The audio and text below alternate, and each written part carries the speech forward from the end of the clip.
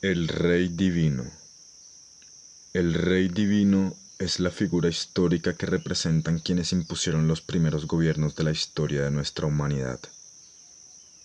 Aunque tal vez sea exagerado decir que los primeros, pues tenemos evidencias fósiles de la existencia del Homo sapiens desde hace unos 315.000 años. Para entonces, nuestra especie ya construía herramientas de piedra para la caza y había descubierto cómo generar el fuego, pero no se logra evidenciar claramente cuál era su organización social.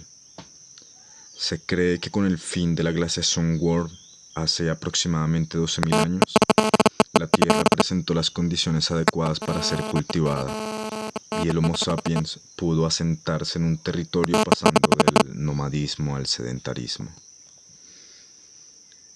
Aún así, de esta época que corresponde al Holoceno temprano, solo tenemos evidencia de organizaciones sociales a través de sus herramientas para la agricultura y el pastoreo, pero no sabemos aún en qué creían o cómo se organizaban los seres humanos que vivieron durante 310.000 años. Me gusta imaginar que a medida que nuestra sociedad mejore los métodos de investigación arqueológica, iremos descubriendo más detalles de la forma en que vivían estos Homo sapiens y arrojará mayores pistas para entender la psicología humana.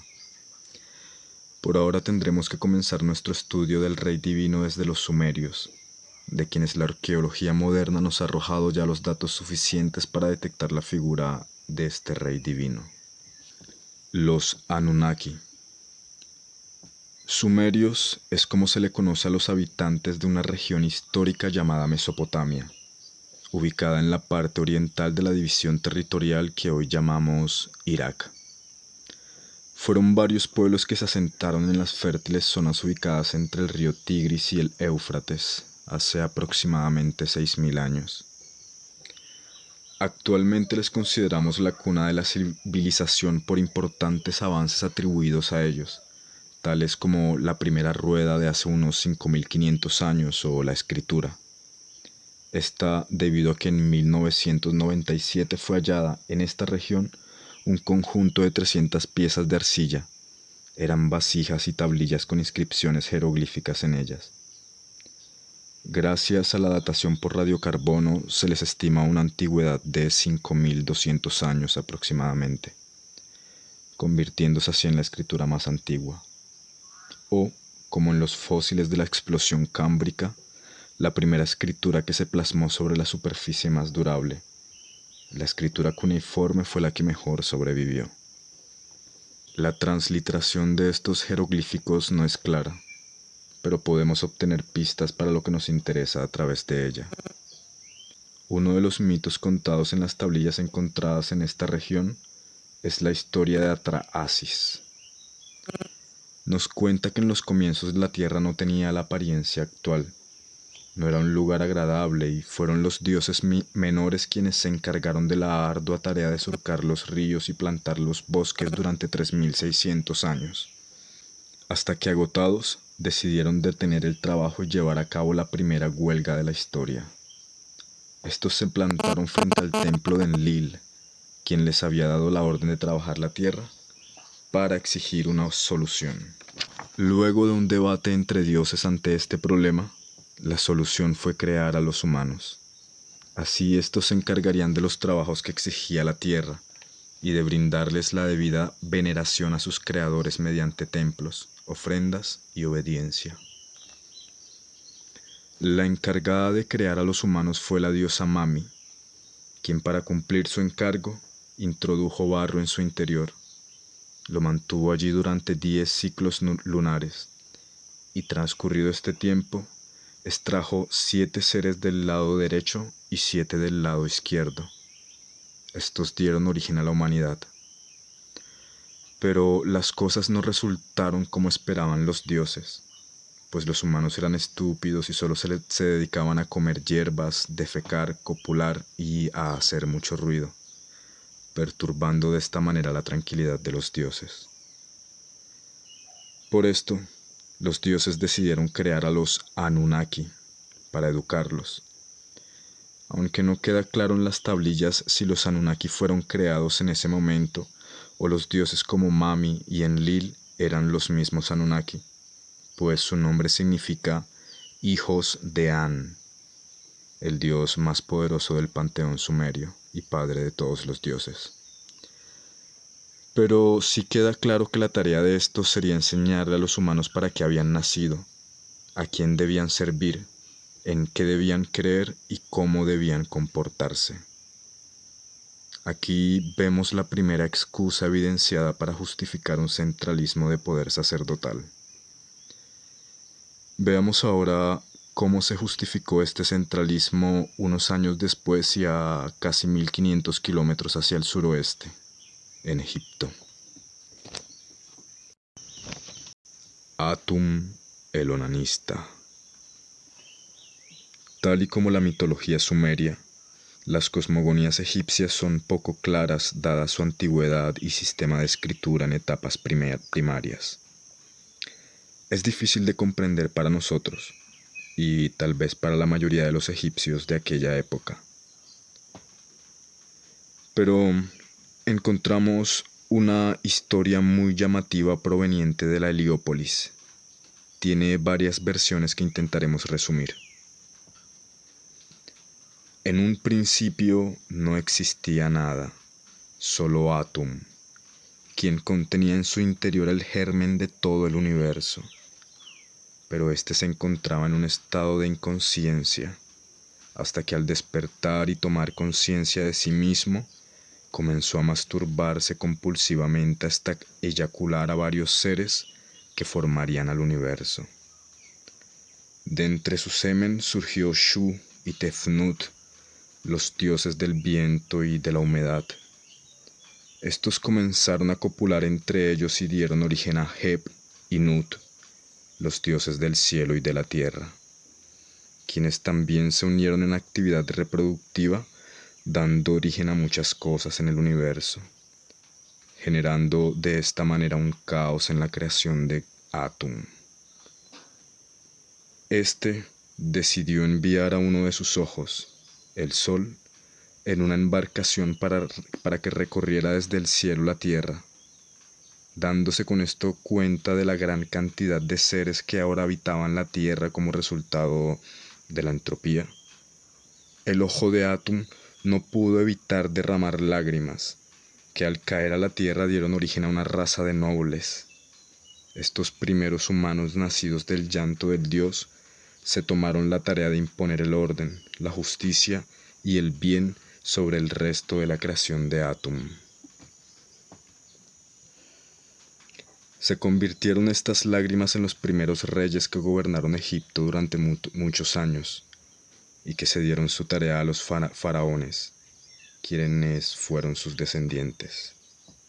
Veamos unos cuantos relatos antropogénicos más para poder aprender una definición objetiva de esta figura del rey divino y saberla detectar en nuestra época. Los brahmanes.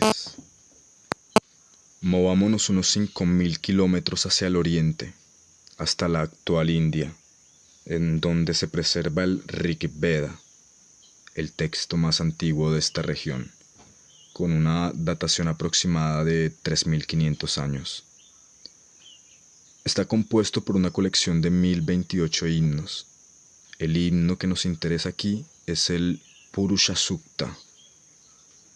En este se nos relata que el dios Brahma fue desmembrado para dar origen a los humanos. De sus pies nacieron los Shudras, la clase más baja y que estaría compuesta por esclavos, campesinos y obreros. De sus caderas habrían surgido los artesanos y comerciantes, los Vaishyas. De sus extremidades proximales se formaron los militares y políticos, estos llamados Kshatriya, y de su cabeza surgieron los Brahmanes, quienes al provenir de esta parte del dios conservaban su voz, su sabiduría y el poder de gobernar.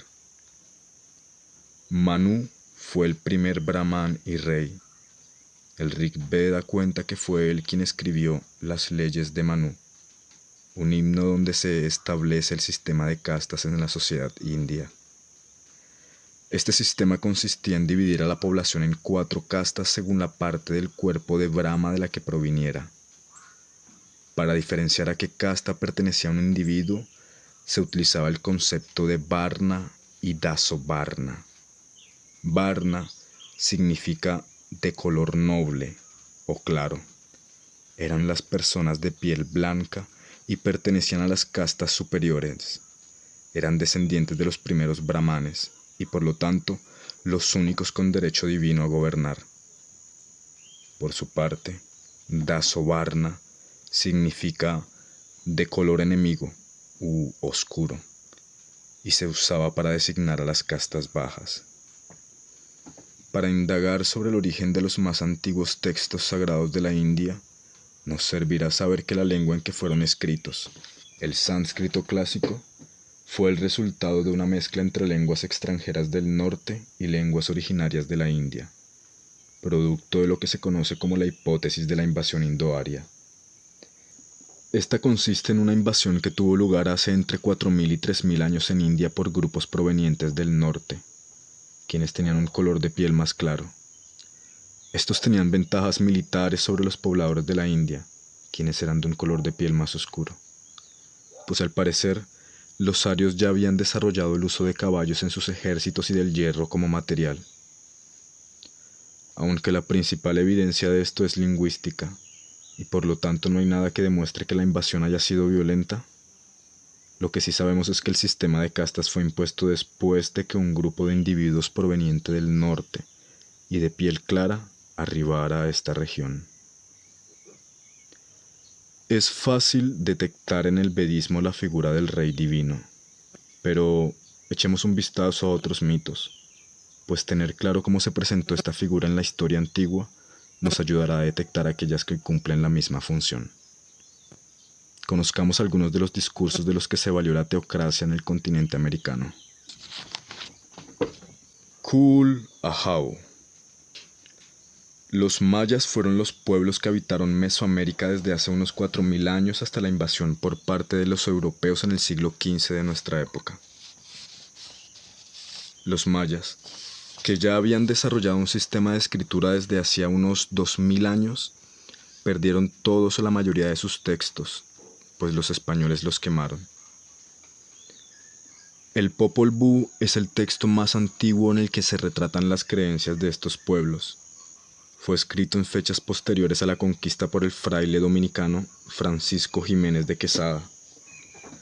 Lo publicó a principios del 1700 y afirmó que era la traducción de un libro más antiguo en lengua quiché, pero no se tiene evidencia del texto original, aunque algunos hallazgos arqueológicos en esta región, como los murales de El Mirador, parecen apoyar las historias míticas que cuenta Jiménez de Quesada en su libro.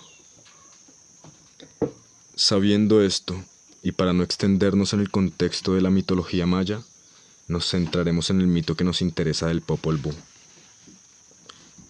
Para los mayas, el origen de los humanos se remonta a una conversación entre los dioses Kukulcán, serpiente emplumada, y Tepeu, dios del cielo, quienes, sabiéndose conocedores de toda la verdad, decidieron crear a una raza que conservara sus conocimientos y tradiciones y que les adorara, pues para ser un ser superior se necesita que existan seres inferiores. Así que le pidieron a Huracán, el dios de una sola pierna, que creara al mundo y a los animales, incluyendo a los seres humanos. Huracán cumplió bien su tarea en la creación, excepto por el ser humano, que era defectuoso, pues al estar hecho de barro se quebraba y deshacía. Entonces, Kukulcán, Tepeu y Huracán decidieron pedir ayuda a 4 dioses más para crear un segundo protohumano, esta vez de madera, un material también defectuoso con el que el Homo sapiens no logró cobrar vida. Tuvieron entonces que intervenir muchos más dioses para finalmente crear a los humanos a partir del maíz. Se creó entonces la humanidad, la cual debía ser dirigida por un Kul Ahau, o Señor de la Voz Divina. Este sería el único capaz de conservar un vínculo directo con los dioses, y por lo tanto, el encargado de preservar sus tradiciones mediante normas que implicaban la mejora de sus condiciones y el sometimiento de los no nobles. Analizaremos una mitología más, de gran interés para mí por provenir de la región que habito: el Mamo. Al norte de Sudamérica, en lo que hoy conocemos como Colombia, existe la montaña litoral más alta del mundo, la Sierra Nevada de Santa Marta, hogar de los Coguis, un conjunto de aldeas indígenas que suman un total de 10.000 individuos aproximadamente. Cada una de estas aldeas, llamadas cuibolos, son dirigidas por un mamo. Para que los demás les acepten como autoridad teocrática, los mamos cuentan lo siguiente: en un principio no había nada, todo estaba vacío, solo existía una energía creadora y se encontraba dormida. Esta era Aluna, que al despertar y tomar conciencia de sí misma creó en su pensamiento al universo, pero solo como una idea. Aún nada de lo pensado por ella existía o era visible. Fue después de que una poderosa luz bañara el pensamiento de Aluna cuando todo lo que fue cubierto por esa luz pasó al plano de lo perceptible. Aunque la luz no alcanzó todo el pensamiento, y por esto gran parte del conocimiento quedó a oscuras e invisible. Todo lo que había sido iluminado quedó unido a Luna a través de hilos dorados, mientras que aquello que no fue alcanzado por la luz era invisible para los humanos, pero muy importante para su supervivencia en la Tierra. Por lo que Aluna decidió atar con hilos negros y enseñarle a los mamos a detectarlos. Por esto, los mamos dicen que son entrenados desde que cumplen los 7 meses de edad en completa oscuridad para perfeccionar este vínculo heredado con Aluna. Una vez alcanzada la adultez, los mamos son los encargados de preservar el equilibrio del mundo, pues son los únicos capaces de ver las conexiones oscuras que lo mantienen, convirtiéndose así en la máxima autoridad dentro de cada cuibolo.